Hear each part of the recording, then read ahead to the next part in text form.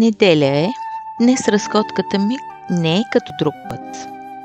Обикновено извеждам кучето си на нашата улица и след това се прибирам, но тази сутрин нещо ме поведе по една безлюдна уличка в Трявна, която не съм минавала от години. Някакси ми беше интересно да вървя и да разглеждам. И установих, че сякаш сетивата ми са различни. Странно е, но пък лесно го приех, защото от цялото това нещо ми стана едно радостно и леко. И така вървя се лежерно аз след кученцето, стигам до реката, минавам мостчето и продължавам по пътя, който води, описвайки един кръг до вкъщи. Сама съм. Няма никакви хора в този ранен час. И това ми носи още повече радост. Защото обожавам да дишам с пълни гърди в това градче и да наблюдавам слънцето как се появява. Тук Балкана е различно. Различно е от морския изгрев. Носи някаква друга свежест. Та вървя си и както така съм се забляла тук, забляла там. Изведнъж виждам пред себе си нещо, което сякаш никога не бях срещала в този град. Една величествена, голяма, гъста, много зелена, плачеща върба. И сякаш свети на слънцето, което все още е полускрито зад хълма. Решавам, че няма да я подмина. Просто толкова много ме впечатли, че спирам и започвам да съзерцавам това великолепие. Гледам и не мога да откъсна поглед. Направо потъвам в нея. И започвам да си припомням думите на доктор Бах. Какво казва той за върбата? За тези, които са страдали от нещастия или беди и им е трудно да ги приемат без оплаквания или негодование, защото съдят за живота си по това, колко успех им носи. Чувстват, че те не са заслужили такава несправедливост и се огорчават от това. Съзерцавам я, хем съм удивена, хем се чудя защо и чак сега ме впечатлява толкова много тази върба. И в главата ми като настан започват да се нижат въпрос след въпрос. Търся ли вината за личните си неудачи в себе си или са ми виновни другите? Какво е в мен? Удовлетворена ли съм от живота си? Смятам ли се за жертва на съдбата? Как измервам успехите си? Дали с обема на портфейла си? Смятам ли, че другите са длъжни да ми помагат? Мърморана ли съм? Завиждам ли на другите? Правя ли злостни забележки? Злопаметна ли съм? Доволна ли съм от живота и реализацията си досега? Негативна енергия ли нося, отблъсквам ли другите? Злобея ли срещу хората? Огорчена ли съм? Депресирана ли съм? Умувам. Чудя се. Стоя така и я гледам и се чудя. Май не. И да е било преди, сега го няма. Ама за да се застраховам, сега ми се е паднала тя върбата с цялото си великолепие, бързо се гмуркам под нея. Мале, а там една сенчица, прохлада, тишина. Мисля си колко ме е уютно под нея. И виждам една черна котана, също като мен, стои в обятията на плачещите клони на тази грамада и ни се мърда. Правя пс. Няма. Стои и не мърда. Реших да поостана и се заслушах в звуците на реката. Нали, върбите са винаги в близост до река. Сякаш чувах по нов начин. Загледах се отвътре навън. Изпод върбата гледах навън. Някак си беше ново. Тогава затворих очи и се замислих за обидата. Какво прави тя с нас? Как ни кара да ни виждаме?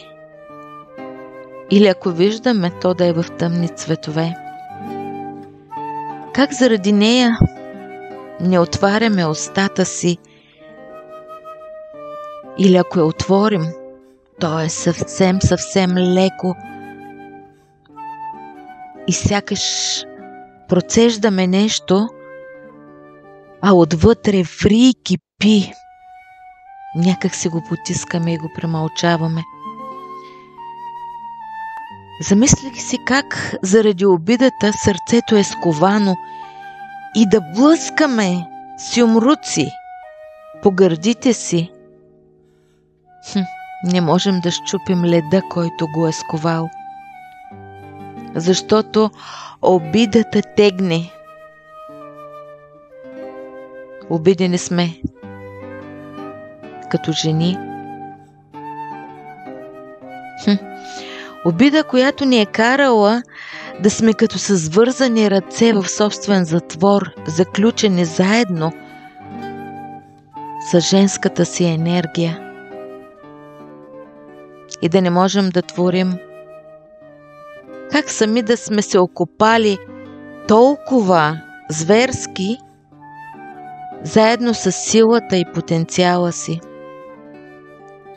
Обида, обида, обида. Вързани ръце, вързано сърце, вързана душа. Обида като майки. Обида от децата си. Обида от мъжете си. Обида, обида, обида. Обидени на самите себе си. Тази върба предизвика много размисли у мен. Постоях, подишах. Благодарих и за това, че ме допусна да я усетя. Благодарих на душата си за тази среща, за да мога да видя разликата от това какво беше преди. При срещата ми с върба, дори и не с тази. Единия път направо заспах, обгърната, толкова силна енергия и толкова много трансформация имаше в мен през нейната енергия. Но сега беше друго. Тръгнах си и вървейки към къщи усещах енергията и как продължава да работи в мен. Но беше различно. Някак ми се пееше и ми се танцуваше. Нямаше как да танцувам по пътя, но пък си наниках една песен с нов текст. И той гласи това: може да съм била жертва, но това е минало. Сега съм творец на съдбата си. Може да съм чакала помощ някога от някого, но сега поемам отговорност за всичко в живота си. Ясно разбирам и смисъл на поговорката: каквото почукало, каквото повикало, такова се обадило. Ясно знам, че аз не съм нито банковата си сметка, нито колата, нито работата си, нито децата си, нито творенията си. Аз съм душата си облечена в тяло. Имам своите емоции, мисли, чувства. Отговорна съм за тях и за всичко, което идва към мен. избрала съм го. Обичам живота и знам, че аз пиша сценария за него. Не съм никаква жертва, а герой в своята пиеса. И такъв с главно Г. Приемам и се радвам както на своя живот и щастие, така и на чуждите. И се заявявам и се моля, ако има и капчица останала в мен от старото, сега му е момента. Сега се освобождавам. Освобождавам се от всички обвинения и ограничения спрямо другите. Поемам отговорност за живота си. И ми стана едно леко. Прибрах се вкъщи и много интересно, веднага имах потвърждение за добре случената работа при срещата с върбата.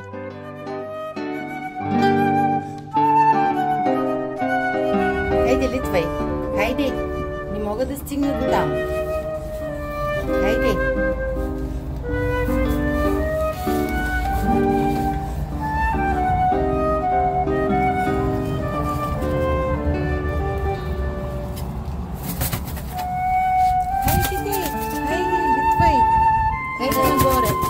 Давай, още малко. Малко още. Хайде.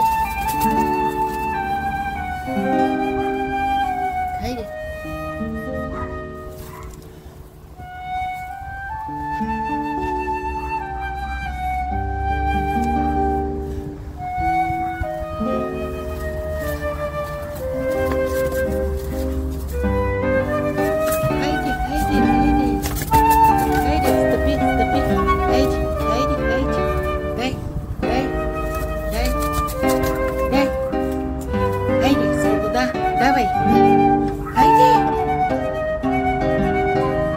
Хайде, можеш! Давай! Хайде! Лети! Юху! Свобода е! И къде кацна там? Добре! Мисия е изпълнена.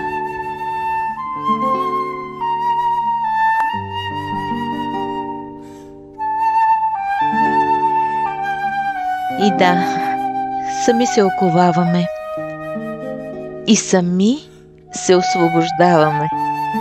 И няма методика или точен инструмент, с който да счупим оковите. Понякога е това, което е под ръка. Както беше в този случай метлата, например. Но най-полезната работа върши да изречем на себе си: прощавам си, прощавам ти, обичам се, обичам те, обичам ви.